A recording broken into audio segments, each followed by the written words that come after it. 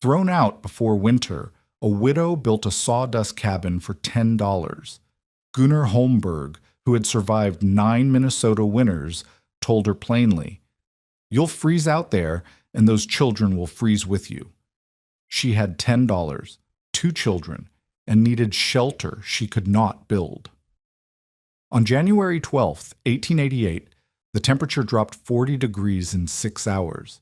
But 3 months earlier, Clara Engstrom had never driven a nail into a wall frame in her life. The letter from the Morrison Lumber Company arrived on the 4th of October, 1887. Clara read it twice, standing in the doorway of the company cabin while her 2 children ate cold porridge at the table behind her. The language was polite, the meaning was not. Her husband Eric had been dead for 6 weeks. A white pine had kicked back during felling. The Sawyers called it a widow-maker, and now Clara understood why. The company had allowed her to remain in the cabin through September as a courtesy. That courtesy was ending. She had until the 15th of October to vacate. 11 days. Clara folded the letter and placed it in her apron pocket. Her daughter Alma, 7 years old, looked up from her bowl. Her son Peter, 4, kept eating. They didn't ask about the letter. They had learned not to ask about letters. She walked to the window and looked out at the mill yard. The massive circular saw screamed through another white pine log, sending a fountain of sawdust into the growing pile behind the building. That pile was taller than a man now and still growing. By the end of cutting season, it would be taller than the company office. The mill foreman had complained just last week that they were running out of places to dump the stuff. Clara had 11 days. She had $10.37. She had 2 children who had never known a winter without their father to cut the firewood, to seal the cabin against the drafts, to wake in the frozen darkness and feed the stove before the water bucket crusted with ice. And somewhere out on the cutover land, 3 miles from town, she had a homestead claim that Eric had filed the previous spring. 160 acres of stumps and brush, with nothing on it but a canvas tent and a ring of stones where they had cooked meals during their visits to clear the land. The law said she could hold that claim. The Homestead Act of 1862, she had read the words herself at the land office, used the language he or she. A widow was head of household. A widow could prove up a claim the same as any man. The law said nothing about how a woman alone was supposed to build a cabin before the snow came. Gunnar Holmberg had survived 9 Minnesota winters. He wore that fact the way other men wore military service, not spoken of directly, but visible in everything he did. The set of his shoulders when he looked at the sky, the way he stacked firewood with the precision of a man who had once run out, the dismissive grunt he gave to anyone who hadn't yet proved they could last. Clara found him at the land office on the 6th of October. She had come to confirm her claim, to make sure Eric's death hadn't voided it somehow. Holmberg was there conducting his own business, and he overheard her conversation with the clerk. The clerk had to scratch out the word he on her paperwork and write she above it. His pen hesitated 3 times. Holmberg watched this process with his arms crossed. When Clara turned to leave, he blocked her path. Not aggressively, he simply didn't move, and the doorway wasn't wide enough for 2. "You're the Engstrom widow," he said. It wasn't a question. "I am." "You're filing on that quarter section out past the Lindgren place, the cutover land?" "My husband filed it. I'm continuing the claim." Holmberg studied her the way he might study a sick horse, calculating whether it was worth the feed to keep alive. "You have shelter out there?" "I'll build shelter." "With what?" "I have money." The lie came easier than she expected. "How much money?" Clara said nothing. Holmberg nodded slowly. "That's what I thought." He stepped aside to let her pass, then spoke to her back. "Listen to me, Mrs. Engstrom. I'm not trying to be cruel. But a woman alone cannot cut enough timber to build a cabin before the snow flies. And even if you could, you cannot cut the 8 cords of firewood you'll need to survive till April, while also building that cabin and minding those children. He paused. You'll freeze out there, and those children will freeze with you. Clara turned. Then what do you suggest I do? There's a widow in town, Mrs. Patterson takes in boarders. Go there. Wait out the winter. Find a husband in the spring, a woman your age, with children, someone will have you. Then try the claim again with a man to do the work. And if I don't want a husband? Holmberg's expression didn't change. Then I'll see you in the churchyard come April, you and both those little ones. He walked past her and out into the October sunshine, and Clara stood in the land office doorway doing the arithmetic he had laid out. A cabin required logs, dozens of them, each weighing hundreds of pounds, requiring a team of men with cant hooks and rope to lift into place. The Engstrom cabin in the mill yard had taken 4 men 2 weeks to build, and they were men who did such work for a living. She had no men. She had no team. She had 11 days. No, 9 now, before the company turned her out. She had $10. The numbers didn't add up. They couldn't add up. Holmberg was right, and Clara knew it. But she walked back to the company cabin anyway, because there was nowhere else to walk. The sawdust pile had grown again. Clara noticed it on the morning of October 7th as she walked Peter to the privy. The pile now reached nearly to the eaves of the storage shed behind the mill. A wagon stood nearby, and 2 men were shoveling sawdust into it, but not to keep. They were hauling it to the riverbank to dump. Clara watched them work. The sawdust was golden in the morning light, a mix of fine powder and coarse shavings, and it smelled of pine pitch and fresh wood. "Ma," Peter said, "I have to go." She took him to the privy, but she kept watching the men with the sawdust, and she kept thinking. That afternoon, she walked to the ice house behind Magnuson's general store. The ice house was a simple structure, board walls, a plank roof, nothing fancy. Magnuson sold ice to the hotels and the butcher shop through the summer, blocks he cut from the lake each February and stored for months without melting. Clara had never thought about how ice could survive a Minnesota summer until now. She knocked on the ice house door, and when no one answered, she opened it. The cold hit her face like a January morning. Inside, blocks of ice still sat in their beds of sawdust, pale and sweating but solid. It was October. The ice had been in there since February. 8 months. Sawdust had kept ice frozen through 8 months of summer. Clara stepped inside and pressed her hand against the wall. The wall was thick, nearly a foot thick. She could see where the boards had been spaced apart, with a gap between them, and that gap was filled solid with packed sawdust. She stood in the ice house for a long time, touching the wall, feeling the cold that stayed cold because the sawdust trapped it in. Heat and cold were the same problem, weren't they? Keeping something in, keeping something out. If sawdust could keep ice from melting in July, sawdust could keep heat from escaping in January. Clara walked out of the ice house and straight to the sawmill. Lars Ekdahl had worked at the Morrison mill for 15 years. He was the foreman now, a squat man with sawdust permanently embedded in the creases of his neck.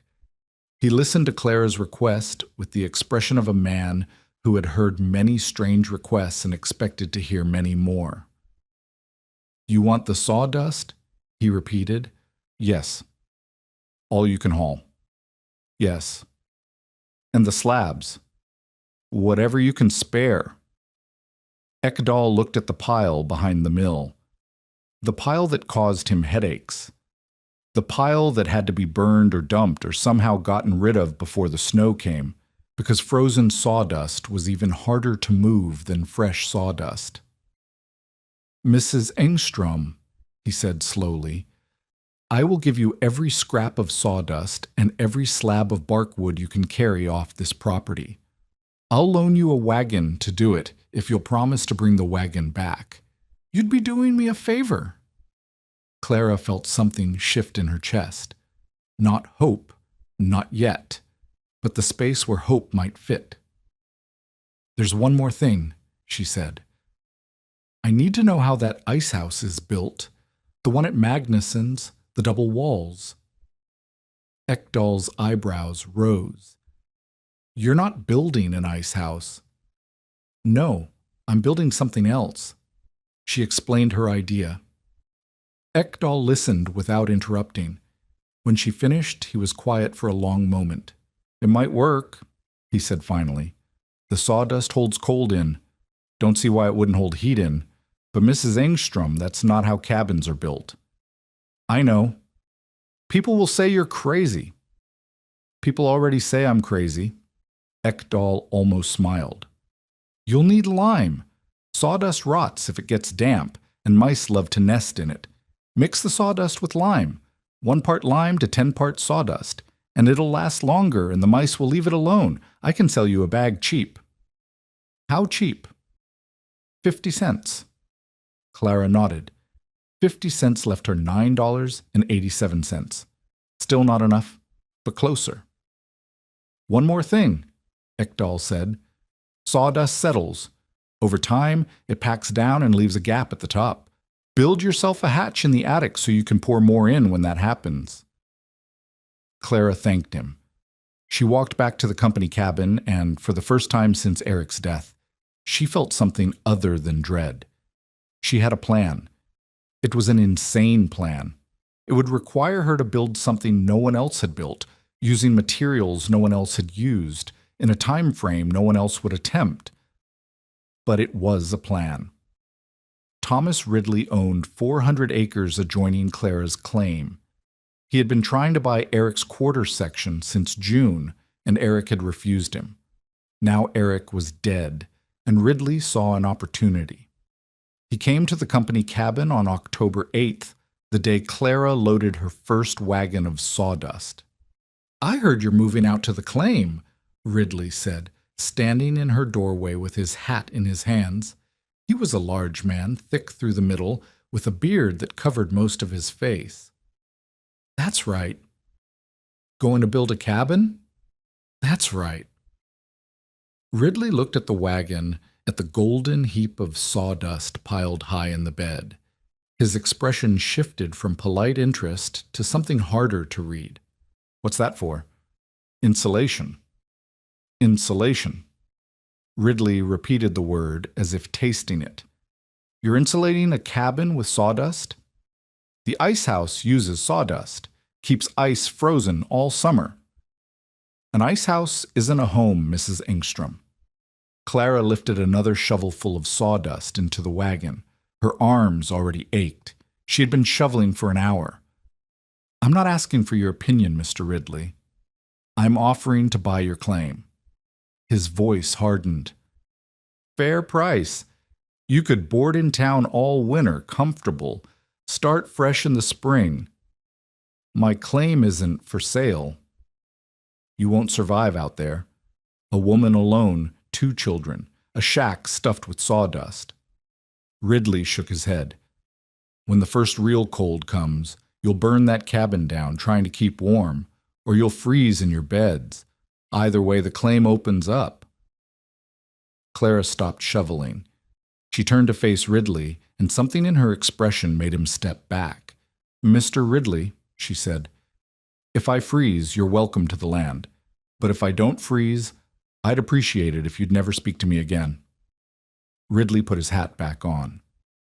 "I'll see you in the spring, Mrs. Engstrom, one way or another." He walked away.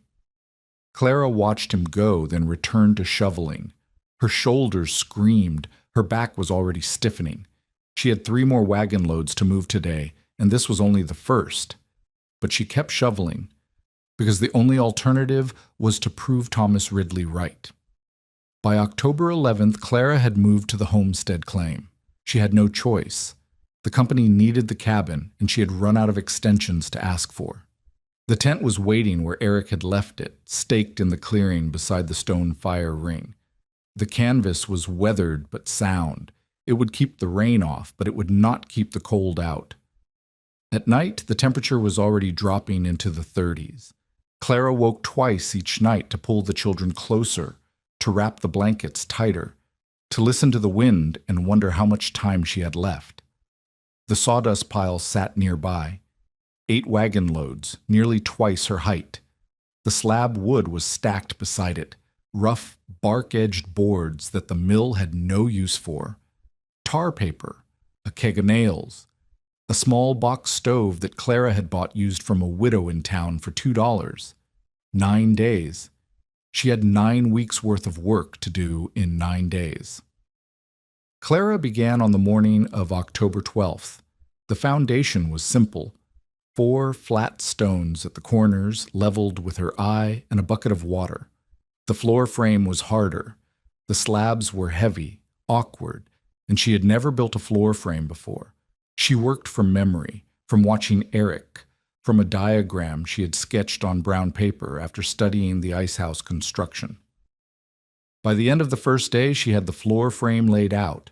By the end of the second day, she had the floorboards nailed in place, rough, uneven, but solid. A floor, a real floor. Alma helped where she could, holding boards steady while Clara hammered. Peter gathered the smaller slabs and stacked them by size. They worked until the light failed, ate cold biscuits in the tent, and collapsed into sleep. On October 14th, Sven Lindgren rode over from his farm to see what Clara was doing. Lindgren was not like Holmberg or Ridley.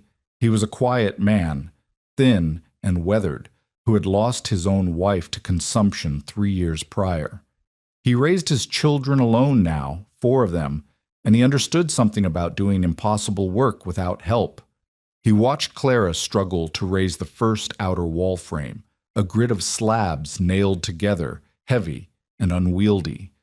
She had propped it against a sawhorse and was trying to lever it upright with a pole, but the angle was wrong and the frame kept slipping.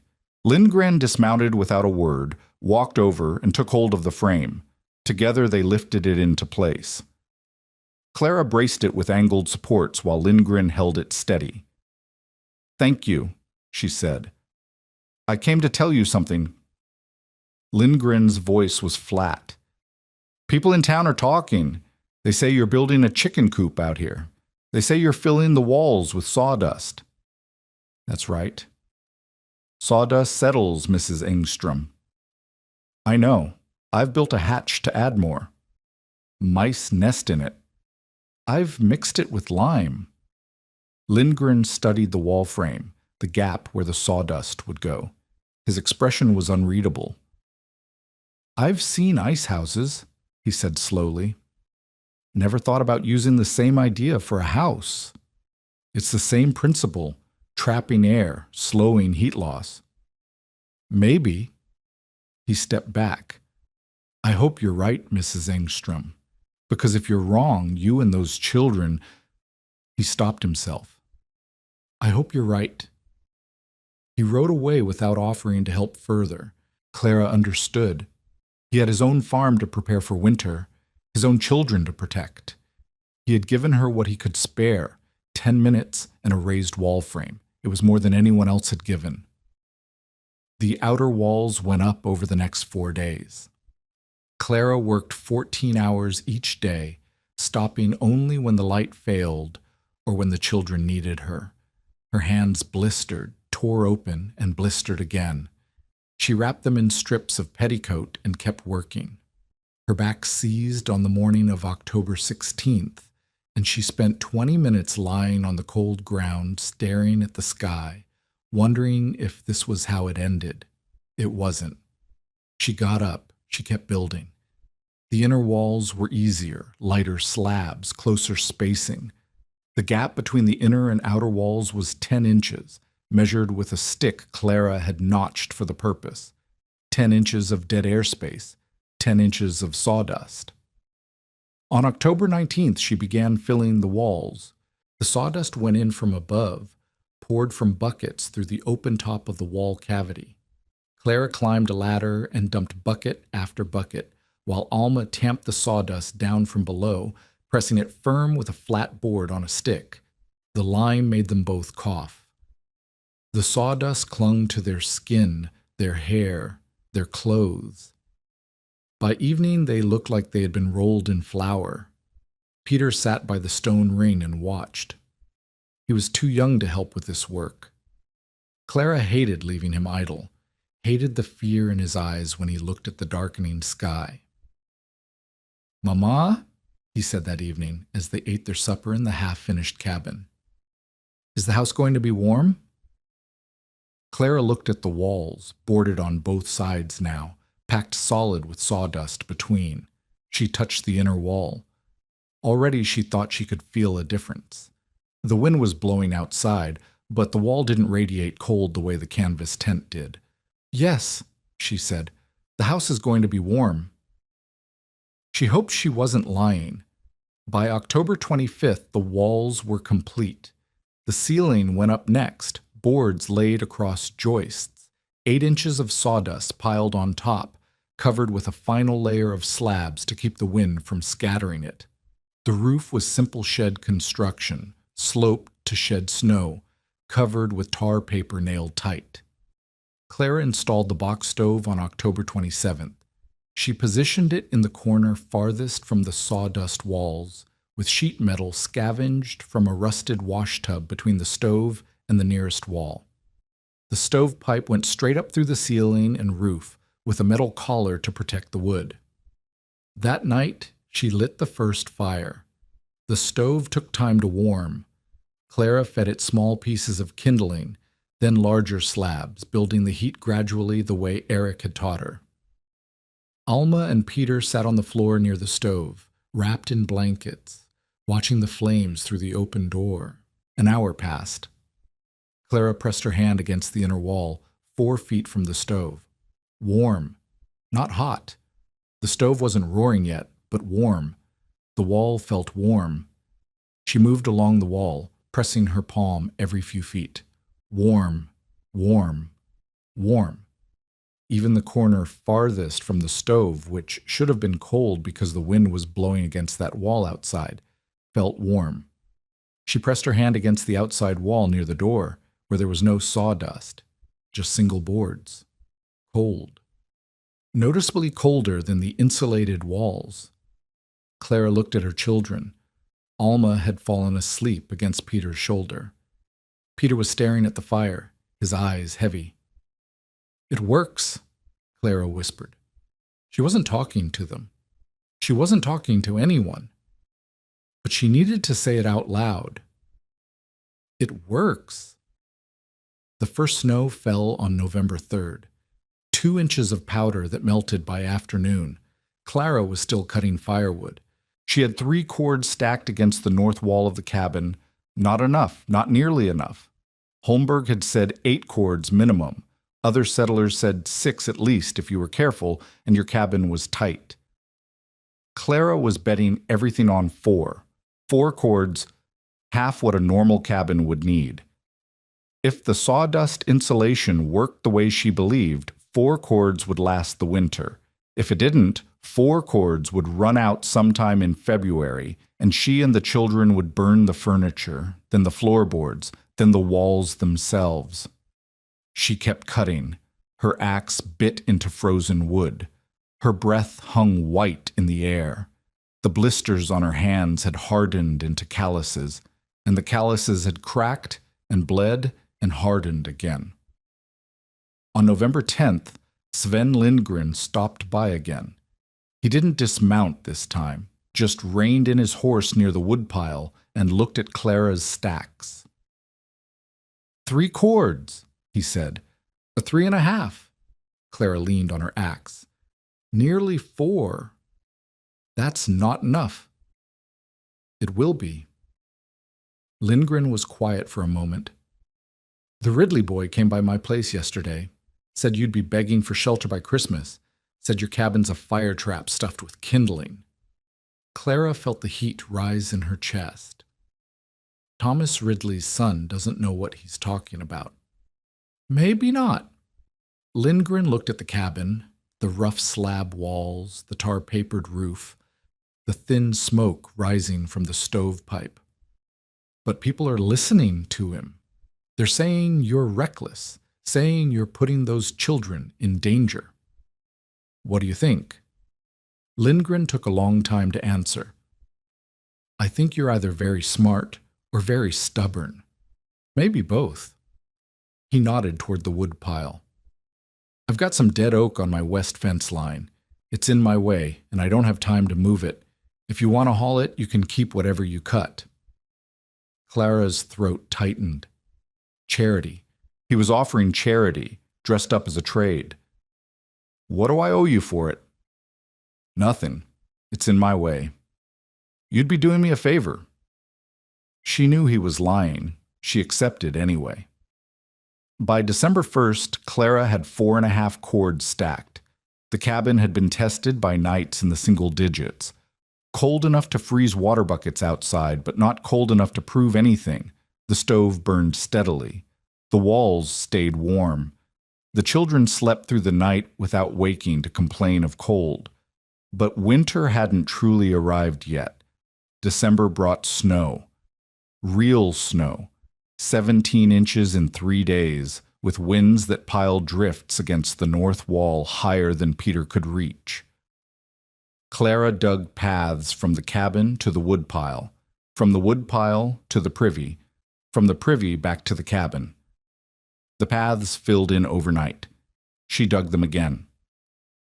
On December 15th, the temperature dropped to 12 below zero. Clara fed the stove through the night, rising every 2 hours to add wood. In the morning, she checked the walls. Warm. Still warm. The frost on the single window had formed on the glass, but not on the wall beside it. She counted the wood she had burned, half a cord in 2 weeks. That pace would exhaust her supply by early March.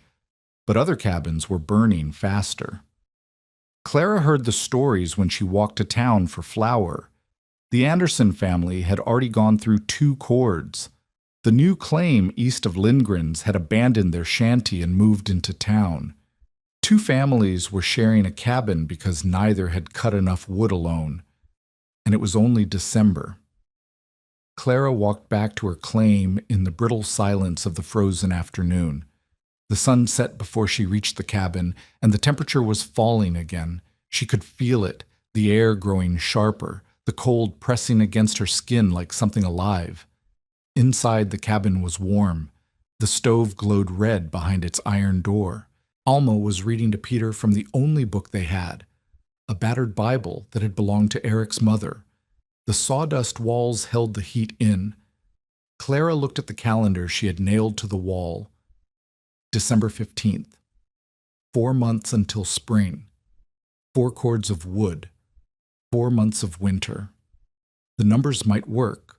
The numbers might fail. And outside, the cold kept deepening. The storm came on December 23rd. Clara woke to the sound of wind. Not the normal wind that had blown all month, but something deeper, something that made the cabin walls groan. She got up in the darkness and fed the stove, checked the windows, checked the door. By morning, the world outside had disappeared. Snow drove sideways past the single window, so thick she couldn't see the woodpile 15 feet away. The wind shrieked like a living thing. Alma and Peter stayed close to the stove. Clara sat with them, listening to the storm batter the walls, waiting to feel the cold creep in. It didn't come. The walls creaked. The roof popped. A drift began forming against the door, blocking light from the cracks. But inside, the temperature barely dropped. Clara touched the walls again and again, expecting to feel the cold seeping through. The walls stayed warm. The storm lasted 3 days. On the morning of December 26th, Clara dug out the door and stepped into a transformed world. The snow was waist-deep in places, sculpted by wind into frozen waves. The woodpile was buried under a 4-foot drift. But the cabin was standing. The cabin was warm. Clara counted what remained in the woodpile. 3.5 cords, maybe a little less. January was coming. February, March. The numbers were going to be close. She started digging toward the firewood, her breath steaming in the Christmas cold. The sky was clear now, brilliant blue, and the temperature was 18 below zero. But inside the cabin, the sawdust walls held. And somewhere out on the prairie, the real test was still building. Chunk 2 continues. January came in hard and stayed hard. The first week brought temperatures that never rose above zero. Clara burned wood steadily, feeding the stove every 3 hours through the day and twice through the night. She tracked her consumption with marks on the wall, 1 mark for each armload of split oak. By January 7th, she had burned just over half a cord since the new year began. The math was holding, barely. On January 9th, Sven Lindgren rode over through the frozen afternoon. His horse's breath steamed in great clouds, and ice had formed in Lindgren's beard. He didn't dismount, just sat in the saddle and looked at Clara's cabin as if seeing it for the first time. "You're still here," he said. "I'm still here." "How much wood have you burned?" Clara told him. Lindgren's eyebrows rose. "That's half what I've burned. And my cabin's bigger, but not twice as big. The walls hold the heat in." Lindgren was quiet for a moment. Then he dismounted, walked to the cabin, and pressed his palm flat against the outer wall. Clara watched him move along the wall, pressing every few feet the way she had done that first night in October. "It's not cold," he said. "The wall's not cold. The sawdust traps the air. Dead air doesn't conduct heat. Same principle as the ice house, but reversed." Lindgren turned to look at her. His expression had changed.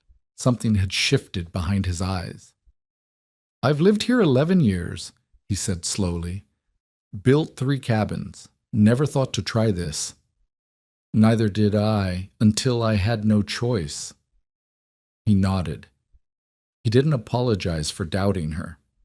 Men like Lindgren didn't apologize. But he touched his hat before he mounted, and that was acknowledgement enough. "Storm coming," he said as he turned his horse. "Day after tomorrow, maybe. The birds are acting strange." Clara looked at the sky. Clear blue, not a cloud visible. But Lindgren had survived 11 Minnesota winters. He knew things she didn't. "Thank you for the warning." He rode away. Clara went back inside, checked her wood supply, and began planning for another siege. The morning of January 12th dawned warmer than any day since November. Clara woke to silence. The wind that had howled for weeks had stopped. When she opened the cabin door, the air that touched her face was mild, impossibly mild. She could smell thawing snow. Somewhere in the distance, a bird was singing. Peter ran outside before she could stop him, laughing at the warmth, scooping up handfuls of softening snow. Alma followed, then stopped in the doorway to stare at the sky. "Mama," she said. "It's warm." It was warm. Clara stood in the doorway and felt the sun on her face and tried to remember the last time she had felt sun without also feeling the bite of wind. December? November? The warmth was disorienting, miraculous. By mid-morning, the temperature had risen to nearly 50 degrees. The icicles on the cabin eaves were dripping. The snow in the yard had turned to slush. Clara hung laundry on the line, sheets and shirts that had been waiting for weeks, and watched them steam in the sunshine. Around noon, she let the fire die down to coals. No sense burning wood when the cabin was holding heat on its own. The children played outside, building a snowman from the softening drifts, their laughter carrying across the clearing. Clara walked to the edge of the property and looked northwest, toward the direction storms usually came from. The sky was clear, The horizon was empty. Nothing but blue sky and bright sunshine and a warmth that felt like a gift. She should have known. Gifts on the frontier always came with a price. The wall appeared at 2:17 in the afternoon. Clara saw it first, a dark line on the northwest horizon, low and thick like smoke from a distant fire. But it was moving, moving fast, moving faster than anything she had ever seen in the sky. She watched for perhaps 10 seconds, trying to understand what she was seeing. Then she understood, and the understanding hit her like a physical blow. "Alma! Peter! Inside! Now!" The children looked up from their snowman. Peter started to protest. "Now!" Something in her voice moved them. They ran. Clara grabbed the laundry from the line, half of it, as much as she could carry, and ran after them. The dark wall was growing, eating the sky, and the temperature was already dropping. She could feel it on her skin, the warmth bleeding away, the cold rushing in. She reached the door as the first gust hit. The wind came like a living thing. One moment the air was still, the next it was screaming. Clara threw herself inside, slammed the door, and dropped the bar into place. Through the single window, she watched the world disappear. Snow. Not falling snow. Horizontal snow, driving snow, snow that moved so fast it seemed solid. The sky vanished. The woodpile vanished. The privy 15 feet from the cabin vanished. Everything outside the window became a howling white void. The temperature inside the cabin dropped 10 degrees in the time it took Clara to reach the stove. She fed the coals, kindling first, then larger pieces, building the fire as fast as she dared without smothering it. The stove door glowed red. Heat poured into the room, but the cold was pouring in too, through the cracks around the door, through the gaps in the window frame, through every tiny imperfection in the structure. Number, not through the walls. Clara pressed her hand against the inner wall, and the wall was still warm. The sawdust was holding. The cold was coming through the gaps, not through the insulation. She grabbed rags, old clothes, anything she could find, and stuffed them into the cracks around the door. She hung a blanket over the window. She pulled the children close to the stove and wrapped them in quilts. The wind shrieked. The cabin shuddered. Somewhere outside, something tore loose and crashed. The privy door, maybe, or a section of fence. Peter started to cry. "It's all right," Clara said. "We're safe inside. The walls are holding." But the cold kept coming. By 4 o'clock, the temperature outside had dropped to 20 below zero. Clara knew this because the water bucket near the door, 10 feet from the stove, had frozen solid. The cabin's interior had stabilized at something close to 40 degrees near the stove, colder in the corners, cold enough to see their breath, not cold enough to kill. Not yet. Clara fed the stove steadily, one split log every 20 minutes. The woodpile inside the cabin, a half cord she had stacked against the far wall for exactly this kind of emergency, was shrinking visibly. She counted what remained. 18 hours worth, maybe 20 if she was careful. The storm showed no sign of stopping. Alma sat closest to the stove, her back against the warm brick of the chimney base. She was quiet. Too quiet. Clara touched her forehead. Hot. Burning hot, even as the cabin grew cold. "Alma, look at me." Alma's eyes were glassy. She was shivering, but not from the cold. Fever. Her daughter had a fever. Clara felt something inside her crack, a wall she had built to hold back the terror, crumbling. Not now. Not this. She could fight the cold. She could fight the storm. She could not fight sickness, not out here, not with the world outside trying to kill them all. "Mama?" Peter's voice was small. "Is Alma sick?" "She needs to rest. Help me move the bedding closer to the stove." They made a nest of blankets and quilts on the floor, as close to the stove as Clara dared. She laid Alma in the nest and covered her, then sat beside her and stroked her hair while the wind screamed and the temperature kept falling. The stove ate wood. The woodpile shrank. Alma burned with fever while the cabin fought to stay warm. And outside, people were dying. Clara didn't know about the deaths until later. She learned the stories in the days and weeks that followed, the terrible arithmetic of that afternoon. The storm had come without warning. The Signal Corps, the government weather service, had predicted clear skies. Farmers had gone to town. Children had walked to school. Settlers had ventured out in the sudden warmth, fooled by the January thaw into believing the worst was over. Then the wall hit. Teacher Loie Royce, in a schoolhouse 90 yards from a farmhouse, tried to lead 3 students to safety. The distance was short enough to see on a clear day, a 1-minute walk. In the whiteout, they became lost. The 3 children died. Royce survived but lost both feet to frostbite.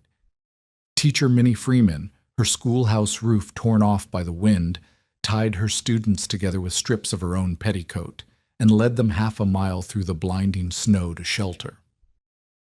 All 13 survived. Freeman became a national hero. Others were not so fortunate. A farmer named Johann Kaufmann froze standing upright, his hands locked around a barbed wire fence.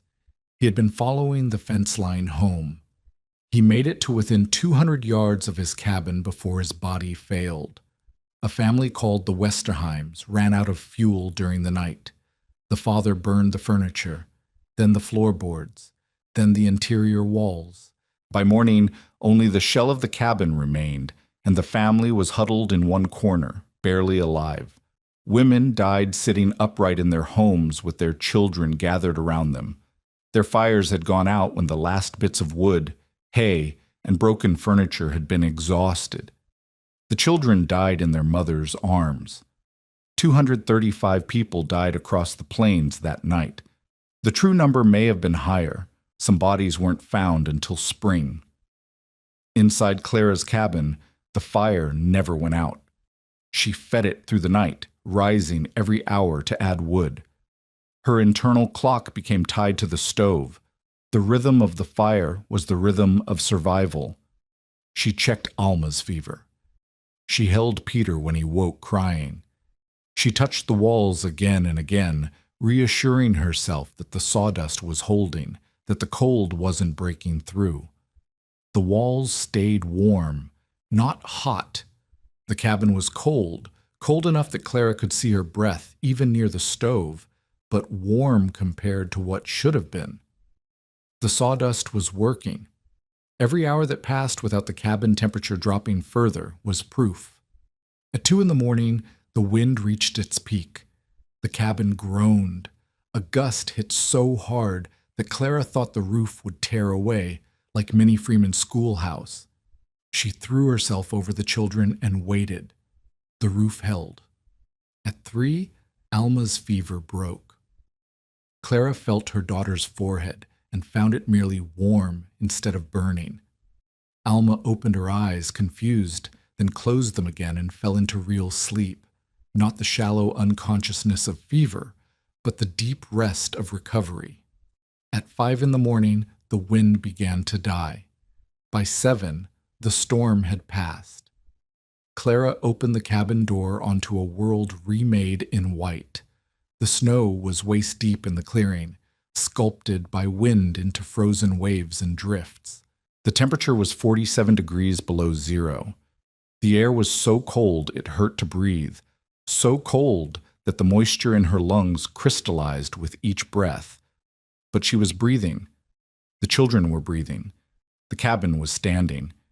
She looked at the woodpile. 2 days' worth remained, maybe 3 if she was careful. She had made it through the night with fuel to spare. The neighbors began arriving on January 14th. First came Lindgren, on skis because his horse couldn't move through the drifts. He had come to check on Clara, he said. to make sure she was alive. His own cabin had nearly failed. The chinking between the logs had blown out on the north wall, and he had spent the night stuffing rags and old clothing into the gaps while his children shivered. "How did you fare?" he asked. Clara showed him. She showed him the walls, still warm to the touch 2 days after the storm. She showed him the woodpile, still adequate when her neighbors had burned everything they had. She showed him the temperature marks she had scratched on the wall, tracking how the cabin's interior had held steady through the worst of the night. Lindgren stood in the center of the cabin and turned slowly, looking at the walls, the ceiling, the packed sawdust visible through a gap she had left for exactly this purpose. "It's an ice house," he said softly. "Turned inside out. That's what I kept telling people." "You were right." He said it simply without elaboration. "I want to know how you built it, every detail. I'm going to rebuild my north wall this spring," Clara told him. She told him about the double walls, the 10-inch gap, the sawdust mixed with lime. She told him about the settling and the access hatch, about the tar paper and the placement of the stove. Lindgren listened and asked questions and took notes on a scrap of paper he pulled from his pocket. When he left, he shook her hand. Not her husband's hand, not her father's hand. Her hand. The hand of someone who had built something that worked. Gunnar Holmberg came on January 16th. He stood outside the cabin for a long time before knocking. Clara watched him through the window, the man who had told her she would freeze, that her children would freeze with her, standing in her yard like a petitioner waiting for an audience. She made him wait. Then she opened the door. "Mrs. Engstrom." Holmberg removed his hat. His beard had ice in it, and his cheeks were raw from cold. "I came to see if you needed anything." "I don't." "I heard your cabin held through the storm." "It did." Holmberg shifted his weight. He was a man unused to being wrong, and the wrongness sat on him like an ill-fitting coat.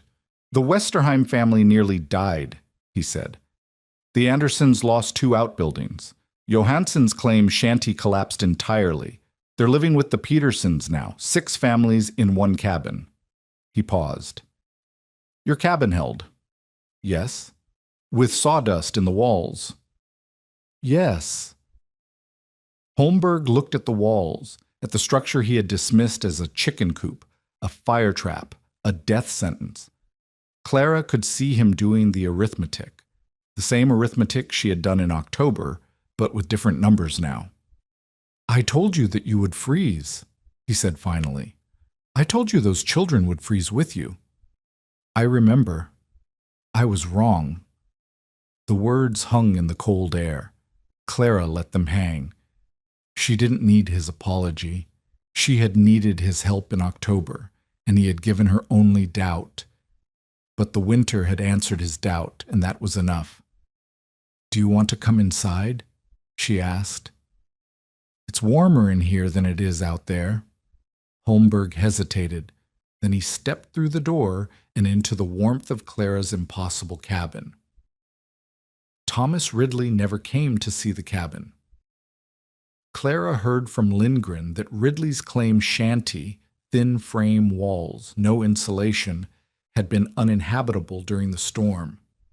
Ridley and his family had crowded into their root cellar and waited out the night underground, burning fence posts for heat. He was still alive. His interest in Clara's quarter section, however, had faded. He stopped telling people she would be begging for shelter by Christmas. He stopped telling people her cabin was a fire trap. He simply stopped talking about her entirely. That was its own kind of victory. By the end of January, 3 families had asked Clara to teach them her building method. By the end of February, the number had grown to 7. Clara showed them all freely: the double walls, the sawdust fill, the lime mixture, the settling hatches. She drew diagrams on brown paper and gave them away. She walked newcomers through her cabin and answered every question. Lindgren rebuilt his north wall in March, as soon as the ground thawed enough to work. He reported back to Clara that the rebuilt section stayed warmer than the rest of the cabin, noticeably warmer, measurably warmer. He was planning to redo the entire structure when he could afford the materials.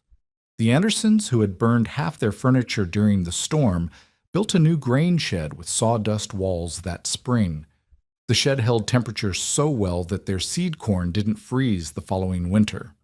A man named Olson, 3 claims to the east, built a sawdust-insulated smokehouse that kept meat cool through July. He told Clara the idea had come from her, and she felt something she hadn't felt since Eric's death: pride in something she had made. Clara proved up her homestead claim in the spring of 1891. The land inspector who certified her claim was not the same man who had questioned her board and sawdust shack in 1887. This inspector walked through her cabin, still standing, still warm in winter, still holding heat the way Clara had designed it, and made notes on his forms without comment. She had met the requirements. She had lived on the land continuously for the required period. She had made improvements. The claim was hers. 160 acres, a cabin that worked, 2 children who had survived. Clara never remarried. She raised Alma and Peter on the homestead, working the land herself, cutting her own firewood, maintaining the sawdust walls that had saved their lives. She added a second room to the cabin in 1893 and a small barn in 1895, both built with the same double-wall construction. She died in 1917 at the age of 62. Her obituary in the Morrison County Record mentioned her husband's death in a logging accident and her years as a successful homesteader. It did not mention sawdust. It did not mention the blizzard of 1888. Some things are too ordinary to survive in memory. A woman building a cabin, a wall filled with mill waste, a winter that came and passed like all the winters before. But Alma remembered. 70 years later, in 1958, Alma Engstrom Peterson told a visiting historian about her mother's cabin. She described the double walls, the packed sawdust, the warmth that held through the worst storm of the century. She described the night the temperature dropped 40 degrees in 6 hours, and the morning after, when her mother opened the door onto a frozen world and the cabin was still standing. The historian wrote it down. One paragraph in a book about frontier building methods published by the Minnesota Historical Society. A footnote to a footnote, but it was written down. On January 12, 1888, the temperature dropped more than 40 degrees in a single afternoon. The wind reached 60 miles per hour. 235 people froze to death across the northern plains. Gunnar Holmberg, who had survived 9 Minnesota winters, had told Clara Engstrom plainly, "You'll freeze out there, and those children will freeze with you." Clara had $10. She had 2 children. She had never driven a nail into a wall frame in her life. She built a cabin from sawdust and scrap wood and stubbornness. She built it in 8 weeks with her own hands. She filled the walls with waste from the mill, waste that other people burned or dumped in the river, and she bet her children's lives that dead air would hold heat the same way it held cold. On the morning of January 13th, 1888, Clara Engstrom opened her cabin door. The temperature was 47 below zero. The children were asleep by the stove. The fire was still burning.